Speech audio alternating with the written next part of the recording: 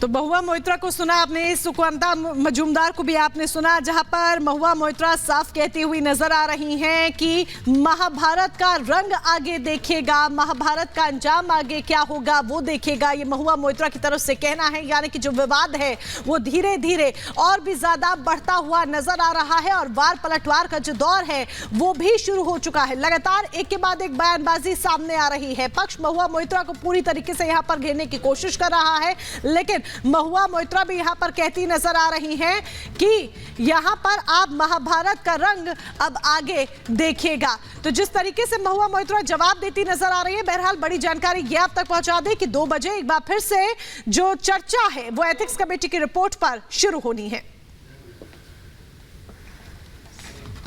और चलिए अब आपको सिलसिलेवार तरीके से बताते हैं महुआ मोइत्रा पे दरअसल आरोप क्या क्या है। 2021 में दर्शन हीरानंदानी ने महुआ को 2 करोड़ रुपए दिए। ये सबसे बड़ा आरोप लगा है महुआ मोइत्रा पर। अदानी पीएम को निशाना बनाने के लिए ये 2 करोड़ की जो रकम है वो महुआ मोइत्रा तक पहुंचाएगी। इंटरनेशनल मीडिया में निशाना बनाने के लिए ये रकम दी गई। ये फोकस था इस रकम को देने के पीछे, ये लक्ष्य था कि इंटरनेशनल मीडिया में निशाना बनाया जाए। जुलाई 2019 में दर्शन के पीए ने ये डोजियर जो है वो महुआ मोइत्रा तक पहुंचाया था। महुआ के घर अडानी के खिलाफ ये डोजियर पहुंचाया गया था 2019 में। महुआ के आरोपों की जो झलक है वो हिंडनबर्ग रिपोर्ट में भी देखने को मिली थी।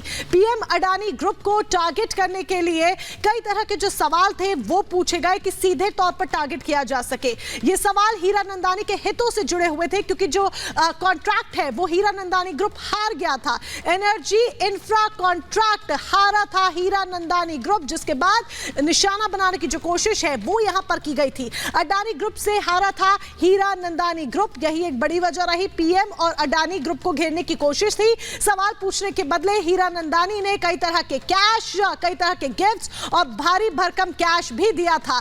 अब आगे बढ़ते हैं और बड़ी खबर जानते हैं मीनाक्षी से।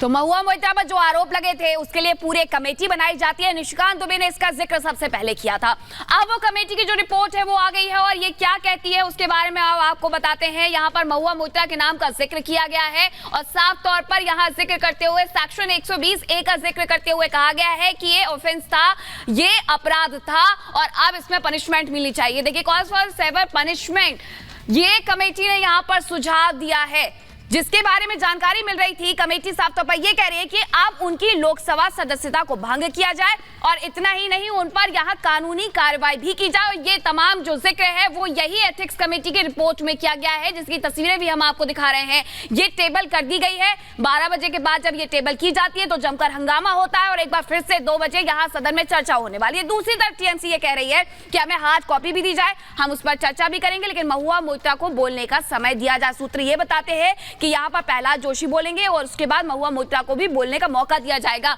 लेकिन जो तमाम आरोप है वो इसमें कहीं ना कहीं लिखे गए हैं कमेटी के द्वारा कि आखिरकार उन पर जो आरोप लगे हैं उसके बारे में पूरी तरीके से छानबीन की गई है और उसके बाद इस रिपोर्ट को यहाँ पर टेबल किया गया है लोकसभा में।